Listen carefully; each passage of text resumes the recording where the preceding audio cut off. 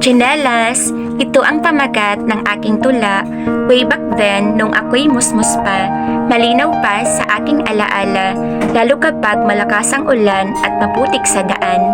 Ang aking tsinelas ay aking tangan-tangan.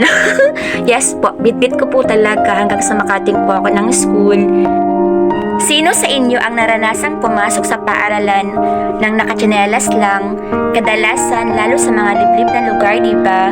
Ang iba nga ay nakayapak pa sapagkat walang literal na tsinelas talaga.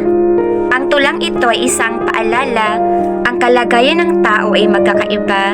Ang iba ay maraming collections ng sapatos o tsinelas. Bakit kaya tsinelas ang pamagat nito? Ikaw, anong nasa isip mo? Sa mundong ating ginagalawan, diba? Sadyang napakahirap makipagsabayan sa iba. Magkakaiba ang tsinelas na umaangkop sa ating mga paa. Tulad rin ng pagkatao ng bawat isa, maging maingat tayo sa pakikitungo sa kapwa sapagkat hindi natin nababatid ang kwento sa likod ng tsinelas na ating nakikita sa kanilang mga paa.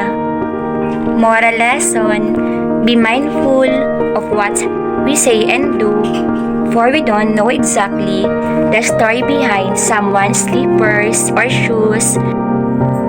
Keep safe, everyone. God bless us all.